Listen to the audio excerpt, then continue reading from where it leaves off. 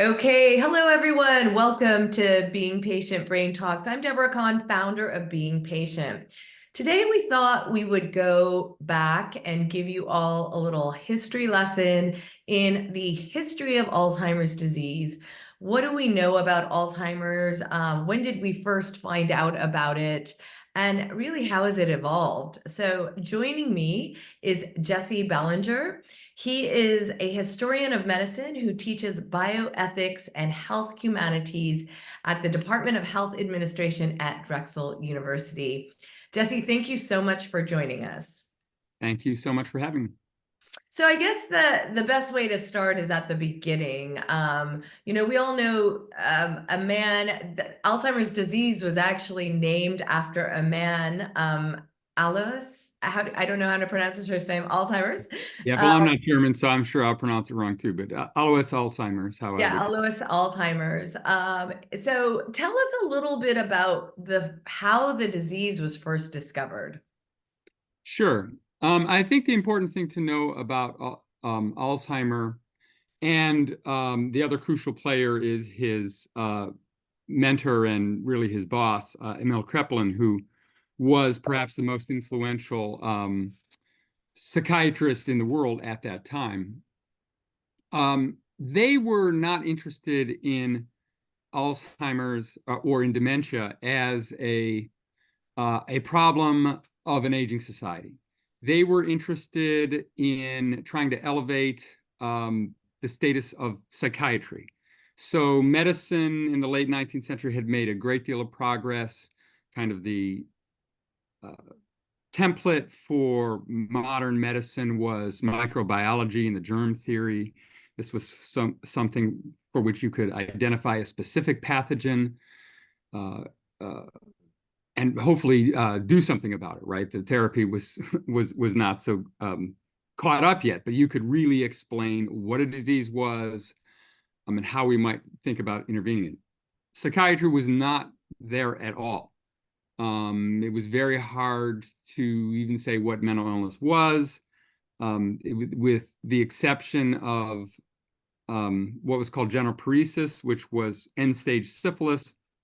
There were simply no diseases that could be tied to specific pathologies. So dementia was interesting because Alzheimer, his greatest contribution to psychiatry was as a pathologist. He developed some techniques for studying the brain at the microscopic level. So he and some of his colleagues figured out how to stain brain tissue, how to put it under a microscope, and how to identify pathological structures. We're talking about early 1900s, right? Yes, I Yes. apologize. We are Yeah. talking about from, say, the 1890s, and Alzheimer dies in 1915, I think it was. Thank you. So dementia seems fascinating because it seems to be a condition which can be tied to a specific brain pathology. And Alzheimer's contribution, for which he's remembered, is a very precise clinical description, which basically still holds, and tied with the identification of some specific pathological features in the brain. And those things seem to be associated. And most famously, his famous first patient was Augusta Dieter, and she was 51 years old when she came into his clinic, and he followed his case for a number of years till she died. And that is kind of the index case for what came to be called Alzheimer's. Now, what's fascinating is they were interested in her case particularly because she was relatively young, and yet it was the kind of pathology which he knew better associated with senile dementia. But interestingly enough, when we're talking about late 1800s, early 1900s, 51 was pretty old in a way, right? People weren't No. living. Were they living till their 80s back then? Well, here's something we commonly confuse. So we look at things and we go like, oh, life expectancy at birth was, I don't know what it was in Germany at that time or Europe, but it was compared to us quite low, maybe the 60s, maybe the 50s. we look at ancient times or really pre-modern times, and we say, wow, life expectancy at birth was 40, or in ancient Rome it's like estimated to be in the 20s, right? There must have been no old people, but that's really not true, because that's life expectancy at birth. So most of this death was with infants, before the age of 1. If you lived through infancy, you stood a decent chance, and childhood, you stood a decent chance of living to be an adult. If you lived to be an adult, you stood a decent chance to live to be into your 60s or 70s or 80s. Yeah. So there are plenty of older people around, people old enough to get dementia. I think in the United States, I believe, or at 1900, I would need to go look this up, but I believe it was like 4%. Right. Now, today I believe it's something over age 65. Today it's 12%. Yes, there are many more older people, but it's not as though old age were unknown, and it's not as though dementia were Right. And so in her case, 51 years old is like classified as early onset, right? It's not very much so. And elderly. that's why it seemed like a disease to them. And as originally classified, Alzheimer's disease was defined as dementia. It appears to be the same as senile dementia, but it is early onset. So that's what was called Alzheimer's disease in 1906 when Alzheimer's first published. He must have found out through autopsy, right? Because there weren't any fancy scans back then. So Correct. It was after she died, yes, this patient, that he opened her brain, and that's when I think plaques were first discovered, if I'm not mistaken. It's a little more complicated than that, but I'd roll with that. I mean, plaques were known and described, and they're not unique to Alzheimer's disease. There's some other conditions as well, but they had been described as early as, I think it was 1895, by Alzheimer and people who worked in his lab.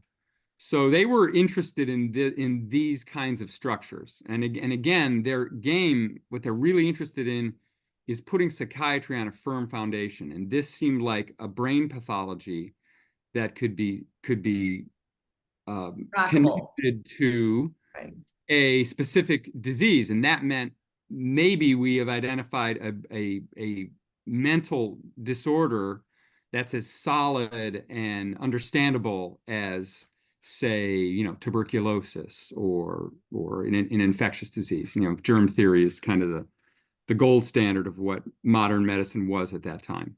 So was the disease named after him after he passed away, or was this like a major discovery in his career and all of a sudden Alzheimer's was born? No, I mean, the irony is, if you read Alzheimer's obituaries, no one even mentions it. It wasn't interesting to them in the way that it was for us. Again, it's momentous to us because we are in a different world demographically, and we have different attitudes towards aging, which I assume we'll get to eventually. But he was remembered for, so it was named while he was still alive. It was in the 10th edition of a textbook that Kraepelin published, and again, it was one of the most influential books in the history of psychiatry. And it's just named, Kraepelin has a particular place of trying to establish a rational system of diagnostic categories. That's kind of his at that time, certainly his contribution to the history of psychiatry. So he's trying to sort all this out. And in his view, Alzheimer's disease counts as a disease because it's tied to a specific brain pathology. It has a clear clinical picture that you can follow. It has a clear course and prognosis. And it's not senile dementia, because this is the interesting thing. As they viewed it, Alzheimer's was interesting. What came to be called Alzheimer's disease was interesting because it occurred in younger people. If it was just senile dementia, that seems like aging. That's not really something we can, that seems to be some kind of extreme version of what normally happens. So The category kind of languished. Like, it was recognized, it was named in 1910. Um, Really, specialists would have run across it, reading deeply into, this was a 600-page book, and this is like a paragraph where it's named. It's just not, But doesn't get a lot of attention. do we know? I mean, since it captured the attention of Dr. Alzheimer's because it was in a younger person, right? And then he was And able and it was that pathology and he was, could identify yeah. the pathologies. Mhm. But when did it become like, do we know the prevalence of younger onset Alzheimer's back then? And was it enough people were getting Alzheimer's at a younger age where it kind of captivated the attention? Comparing it to senile dementia in older people? No, it didn't get attention. And precisely for that reason, is it, I presume assuming everything we know about early onset and the uh, epidemiological uh, facts around early onset are, were roughly the same back then as they are now, and I don't see any reason, based on what we know, to think otherwise. It would have been quite rare. And so that was the kind of dilemma of this disorder. It was interesting because it looked like a brain disease, and that is what they were trying to discover, right? Brain diseases as a firmer way to put for psychiatry to orient itself. But it was going to be very rare, and so it was vanishing rare. It was not a disease category that psychiatrists were seeing a lot of.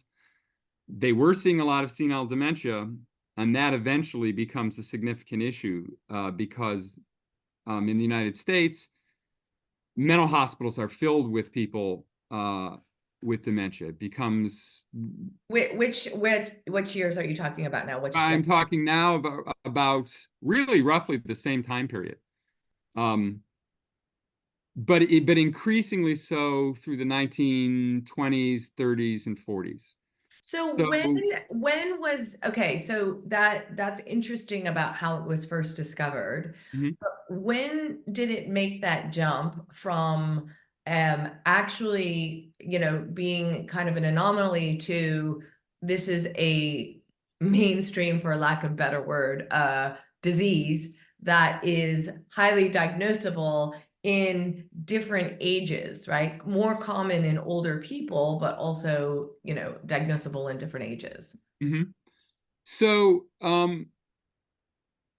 the short answer is the 70s, the 1970s. That's not And very long ago. no, it's not very long ago. And the situation is, so you have this categorization handed down by Kreplin and Alzheimer, and anyone working in this area. By that I mean, psychiatrists who were interested in the dementias or who were interested in old age kind of knew the situation. The situation was the pathology appears to be identical. The clinical in early onset cases and in people getting dementia at older ages, the clinical course seems to be the same. Um, so there's just kind of an intuitive sense that it must be something different in younger people. If someone's getting it in their 50s, it must be something different. But really there's an understanding that there's not a super good reason for thinking that. Right. What happens is, as there's increasing awareness of aging as a significant issue in society, and this happens for a variety of reasons, some of which are obvious. We are getting more older people. We do have a kind of demographic transition. We finally start to have something like a longevity revolution where people are living longer. So it becomes a more prominent problem. And this is accelerating through the mid 20th century. It's particularly a problem, as I mentioned, for psychiatrists, because mental hospitals become a place where if people can't get care elsewhere, there's no nursing home industry at Right. that time. There are not any nursing home industry as we understand it. Right. that's kind of the place of last resort, and they've got a lot of people on their hands. They start to think we need to understand this and be able to do something about it. Right. Okay, wait, I actually, for the first time, something just popped into my head, and I don't know the answer to this. Is there such a thing as being senile? Is that a condition that's not dementia, or was that just a term we used to use because we didn't the term dementia or Alzheimer's wasn't so well established. So can you be old and be senile without having dementia? Well, there's a couple of different ways to approach that question, right? I mean, biologically, there are changes that occur, and you could call those senile. Um, the term obviously also has a pejorative meaning and a pejorative history that has to be disentangled. That has to do with assumptions that older people, and this too is a historical thing. It's not like everywhere always people were older people were thought of as kind of worthless, used up, unable to really contribute to society. That's kind of something that an attitude that intensifies, at least, if not outright emerges with industrialization and the kind of transformation from a kind of traditional, more hierarchical society to a kind of liberal, modern, industrial economy. So that's a long transition that is kind of running in the background and fueling a lot of this. So if that answers your question, I mean, biologically something's going on, but that term itself is a very loaded one. It's also kind And of an so old, decisions are right? made. The term senile dementia comes to be regarded by, if I can kind of jump ahead to the 70s, Robert Butler was the first director of the National Institute on Aging. And he's one of the most important figures in the early history of, maybe one should more properly call it the modern history of Alzheimer's disease. And he wrote a book called Why Survive Being Old in America. He was an early gerontologist. He was also a psychiatrist. And he was very concerned broadly with how older people were treated. In his view, senility came to be viewed as a wastebasket. This is pretty much a direct quote, a wastebasket term to kind of sweep all the problems that the health problems of older people that medicine doesn't really want to deal with, right? Right. So there are definitely senile changes, and if you go read a geriatric journal of that time period, and I read old stuff rather than new stuff, so it could be that the word senile, in the way I'm about to suggest, like there is a neutral, non-pejorative use of senile in geriatric science, where people will talk about senile cell changes or Yeah. senile skin changes, and by that they just mean changes associated with the last decades of Yeah. an organism's life. But it also has this massively pejorative idea behind it, that because of that biology, older people are marginal, they are marginalized, they face Yeah, kind it of. definitely is an old-fashioned term, I think, and it definitely um is what I think people were comfortable saying what happened to grandma or grandpa, Yes, way back yes, then. Like I yes. associate it with that. You don't hear it so much in terms of diagnosis, right? You don't No, hear, it's absolutely yeah, forbidden as yeah. diagnosis, and why is precisely where Alzheimer's comes into being. If you do a Google, if you know the tool Google Ngram, Mm-mm. so Google Ngram is a tool that Google creates, and allows you to search the full text of every book that Google Books has scanned in. So it's millions of books in English. I think possibly tens of millions. If you do a Google Ngram, it's really fascinating. Um, Of the word Alzheimer's, of the I should word, say. of several words. If you do the Okay. word senile or Right. senility, and then you do the word Alzheimer's, what you'll see is Okay, I'm going to share and my then look screen. at Wait, sorry to interrupt you. I'm going to share my screen so everybody can see exactly what we're talking about. So oh, okay, awesome. this is Google Ngram, and Yeah, I just did a search under senile. okay. So So this you is want to go to the left tab where it says 1800 to 2019. See if you can. I think that will allow you to time limit it. Yeah, do Mhm. that to 1906 because that's when Alzheimer's, or 1910. That's when Alzheimer's, the left box. Yeah. No, no, actually, the other Oh, box you where, want to start in 1910. yeah, Sorry. because that's the year Alzheimer's is created as a term, right? To now? Should I do it to Yeah, now? now it's fine. Okay. I think there's artifacts Oh, no, because you can only like go to a lower 19. percentage of books. So if you do that, you see the word senile kind of goes down. Now, if you do, I think if you go if you go senile space and Alzheimer's disease, I think you'll see an interesting thing. What you'll see is, No. uh, Oh, but I can do Alzheimer's separately, and then okay, let's but see. there's a way you can get both on the same thing. So what you see here is 1910, the term is discovered, and it's virtually unused. These are all the books published in English, so no one is in books anyway saying anything. Around 1970, look at that. It's like Yeah. a skyrocket. What happens if you can make the and there's ways I know you can make the other graph go the same way. You'll see senility starts to decline, and you can also add the term senile dementia, and you'll see around 1970 those terms decline in use. Right. So there's a way, and this connects. We may have I don't know if our audience is Well, I hope anyway, they're getting this, you but make it's the point interesting, though. It's interesting to look right? at diagrammed out So because you that can see that.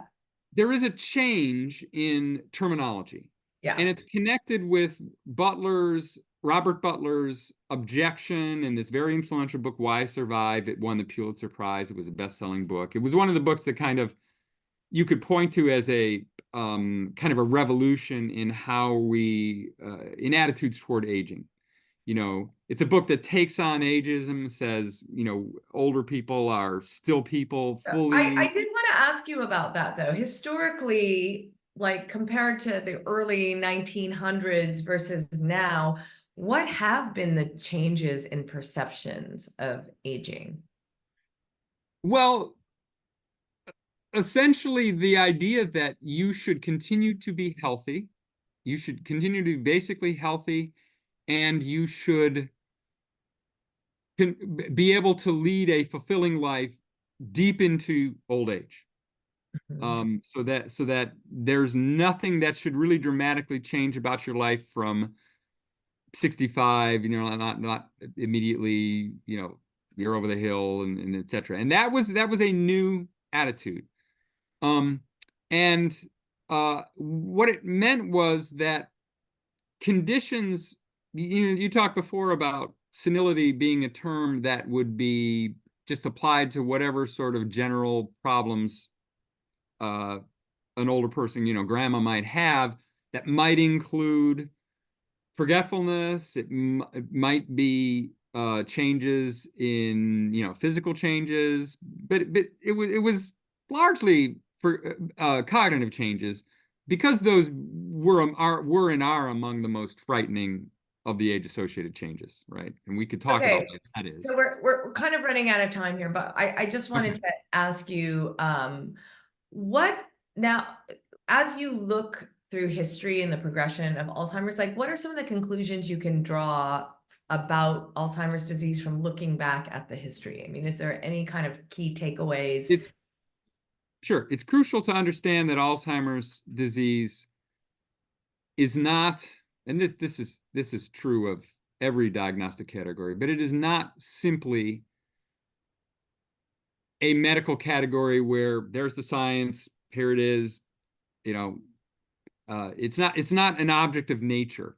It has political meaning, political significance, social significance, cultural significance. So it reflects not only progress in science, but changes in the political, economic, social, cultural situation of the people who get categorized with it. So it's a disease that reflects these profound changes in attitudes toward old age. So, I mean, that's kind of a fundamental lesson. What I think it should mean for someone who's, and I'm always mindful and feel a little humbled if I'm trying to talk to an audience of people who are dealing with this problem. What does this mean for me? And me and my loved ones who, might be struggling with this. One of the things I think it should mean is skepticism might be too strong of a word, right? But you should understand that this term, Alzheimer's disease, rose in significance, and Alzheimer's rose in prominence as a public problem at the same time that Big Pharma rose, right? There are changes associated around the 1980s, around the same time. If you remember that graph that takes off, we could do a similar graph about the growth of Big Pharma. That's when the pharmaceutical industry, as we know it, becomes so enormous and so powerful. So I guess what I'm getting to is it's worth thinking about these kind of tangled histories and how agendas might be at play, and that might Okay, well, help okay, wait, I think have to about and unpack. evaluate. I have to unpack Right. this a little bit, because now you're like giving me more questions than like you're I sparking more understand. questions in my brain. So this is also a disease that we don't have a cure for, right? So we've had associated medications. Mm-hmm.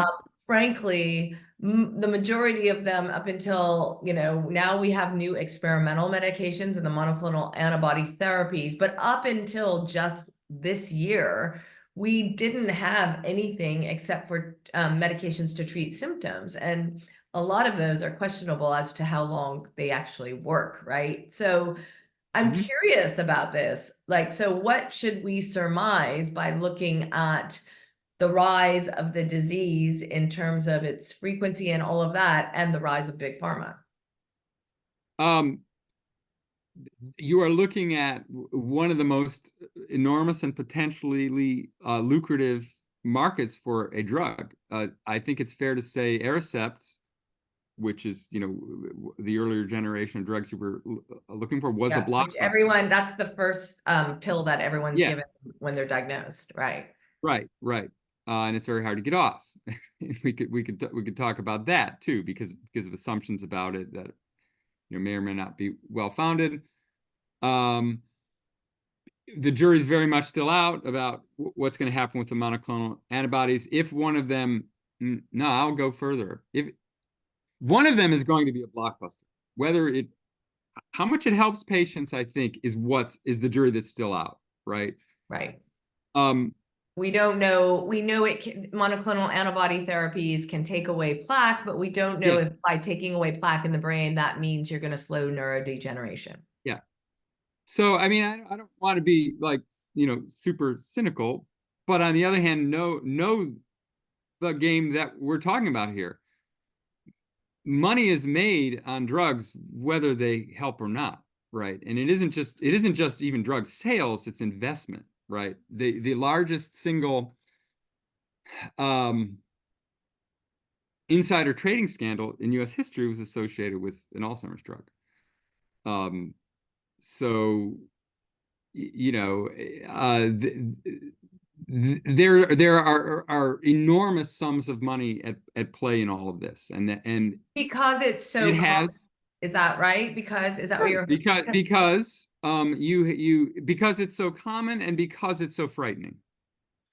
We could talk about how Alzheimer's was put on the map as a major problem, how it was kind of sold, how it was changed from senility, and which it was such a general term that it was, I would argue, not nearly as frightening as Alzheimer's became. Well, because it suddenly became a disease rather than it's just Yeah, normal aging, right? a So dread disease that was particularly horrible because of the idea that it killed you before you even died, right? This is the kind of that's horrible language. I don't like it, but that is the kind of language that was used to elevate Alzheimer's uh, as a public problem and to raise public awareness and win public support. The disease, the funeral that never ends, the long goodbye. You know the terms, and so that degree of fear, and again, I'm not trying to just be in any way dismissive about the challenges associated with dementia, but it is worth saying people's experience of it are very diverse, right? And it is not sort of a uniform, so uniform of an experience. So Uh, maybe dementia, are you inferring that dementia might be a better term where it's an umbrella of different oh, neuro? it is more accurate. Yeah. I And mean, then and Alzheimer's is maybe a dementia. we're trying to fit, like the medications, we're trying to fit a scenario that may not be every scenario. Is that what you're inferring? It's almost a scenario that fits no. I mean, you should talk to, and I know you do talk to brain scientists about this, but there is really, from my reading of the scientific literature, there is very little pure Alzheimer's disease. So the most common cases of Alzheimer's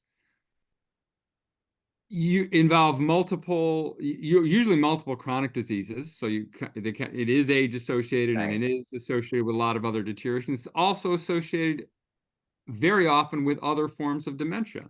So wait, I want to ask this question and then we're going to end here, but what should people take away from this, right? So if you have a loved one who has been diagnosed, or if you are experiencing early signs and living with a diagnosis, what should they take away from understanding the history of Alzheimer's disease?